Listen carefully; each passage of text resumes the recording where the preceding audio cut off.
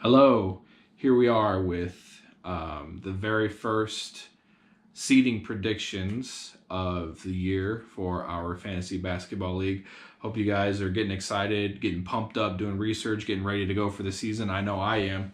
I'm going to try to keep it quick because we got a lot to go through, so we're going to start it out right away. Okay, so seeded first in my predictions, I got to have myself. All right.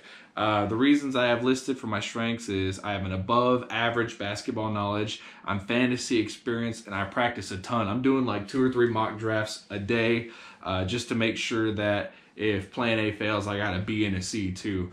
One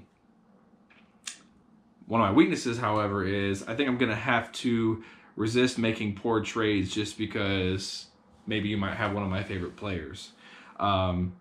Coming in at number 2 for my seeding predictions is going to have to be Mitchell, the Mighty Ducks. All right, this guy has a very high basketball IQ. He's very fantasy experienced. The guy coaches a high school basketball team. He, whenever we talk, I see him at church. He's always fired up about the latest news and what's going on. And I think he's going to be very competitive in this league. I think maybe a weakness I would see in Mitchell or try to have him avoid is he doesn't always strike me as highly competitive. So if we get that grind, that spirit out of him, I think he's going to be one to watch. Seated at number 3, I have Ben. Okay, Chris Brown beat down. In spite of having the 8th pick, I've got him seated at 3rd. Ben has fantasy experience edge. And last year when we were in a league together, he started the league with a top 3 draft. Top 3. However, he made some poor trade blunders that cost him his season, unfortunately. I believe Ben learned from that, and that with the 8th pick, I think he can make more out of it than anybody else. One of Ben's weaknesses that he'll have to avoid is trading just to trade. He loves making trades and making moves, but maybe sometimes they're ill-advised just because he wants to get something going. Don't be stingy, though. Okay, seated at number 4, I've got Mitch. Mitchell's team. Hello. I forgot what they were called. Sorry, Mitch. I know Schmitty, Jaegerman, Jensen. There you go. Mitch is at number 4. I have him placed at 4 because he is highly competitive, probably the most competitive in our league. That spirit compared with the first overall pick could be very dangerous. However, I have him fall into 4th because I'm unaware of the extent of his basketball knowledge. However, Mitch is fantasy experienced, and I think he might have to avoid overestimating players' value and being stingy with trading. With the number 1 pick, you can get some hot names out there and could cause you to back off a little bit because you think you got a set squad. But as the season unfolds, things are going to change. You're going to have to switch it up. So for number 5, my seeding, I have Brandon.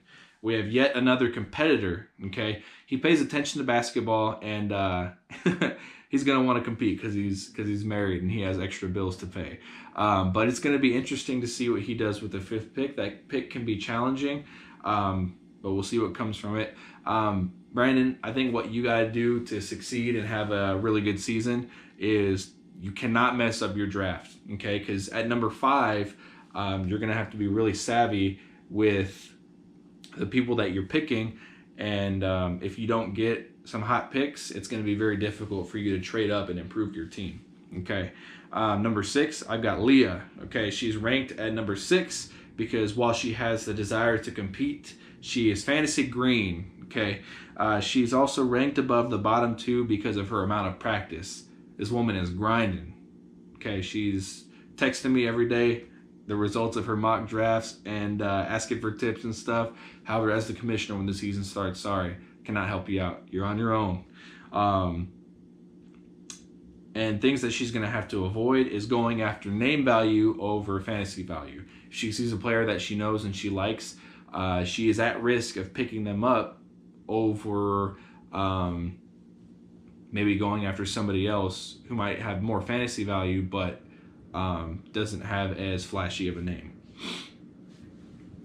Hello, Felix. Came to join us in our predictions here. Season predictions. All right, number 7, we have Chris Whips. Okay, in spite of having the 2nd pick, Whips is placed at 7th.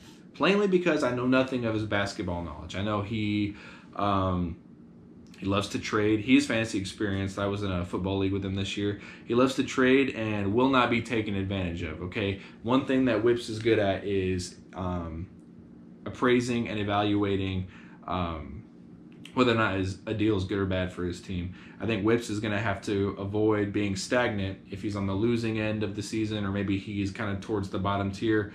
Don't give up. Don't become inactive. Keep going after it and crush it, okay? Finally, at number 8 is Michael.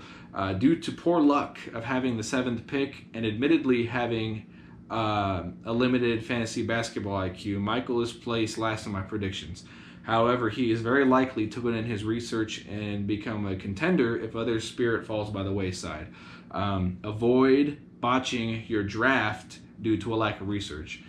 This is not something you can just skate by and hope that the stars align and bless you with a great draft. You're going to have to do your research. You have to put in your work because people are injured. People are getting in and out of rotations, a la Derrick Rose.